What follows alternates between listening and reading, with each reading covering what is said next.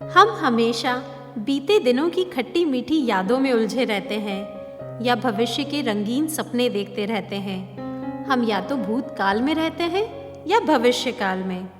वास्तव में हमारे सामने जो वर्तमान है वही सत्य है, उसी में हमें जीना चाहिए। यह जीवन में प्रसन्न रहने का बहुत ही उपयुक्त मार्ग है। आइए आज यही बात अपनी संतान को समझाएं, एक प्रेरक कथा के द्वारा। सभी माताएं एक आरामदायक स्थिति में बैठ जाएं। अपने दोनों हाथ अपने गर्भ पर रख लें। कोमलता से अपनी आंखें बंद कर लें और अपनी संतान से कहें, आओ मेरे बच्चे, मैं तुम्हें एक कथा सुनाती हूँ। एक बार शाम के वक्त दो भिक्षुक आश्रम की ओर लौट रहे थे। अभी अभी बारिश हुई थी और सड़क पर जगह जगह पानी भरा हुआ था। उन्हें लंबा रास्ता तय करना था जहाँ पूरा कीचड़ था। शाम ढलने को थी। चलते चलते उन्होंने देखा कि एक लड़की सड़क पार करने की कोशिश कर रही है, पर पानी अधिक होने की वजह से ऐसा नहीं कर पा रही। जानने पर पता चला कि वह उस पार जाना तो चाहती है, पर कीचड़ अधिक होने की वजह से डर रही है। दोनों में से बड़ा बौद्ध भिक्षुक युवती के पास गया और उसे कंधे पर उठाकर सड़क के दूसरी ओर ले आया।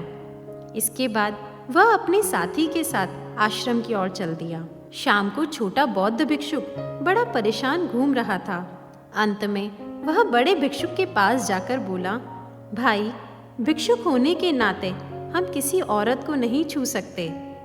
बड़े भाई ने कहा, हाँ। तब छोटे ने पूछा, लेकिन आपने तो उस नवयुवती को उठाया था।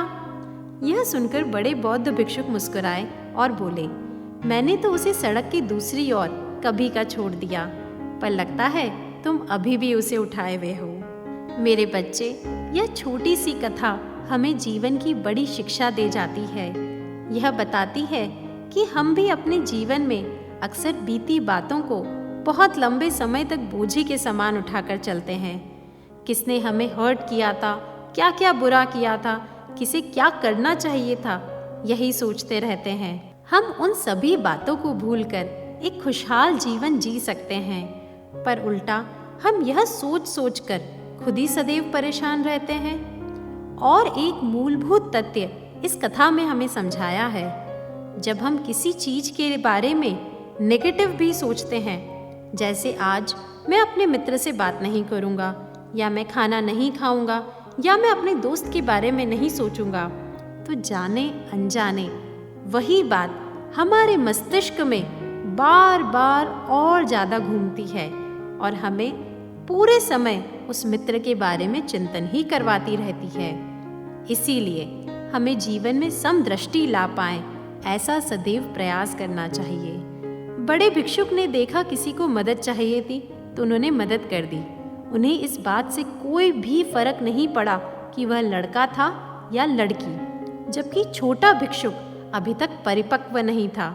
इसीलिए वो जाने अनजाने अभी तक उसी स्त्री का चिंतन कर रहा था।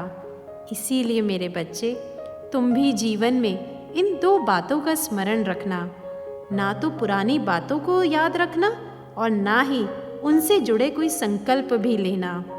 यही चीज सबसे ज़्यादा तुम्हें आत्मिक शांति पहुंचाएगी, यह ध्यान रखना। चलो अब आज के लिए इतना ही मेरे बच्चे, अब तुम आराम करो। ओम शांति ही शांति ही शांति ही।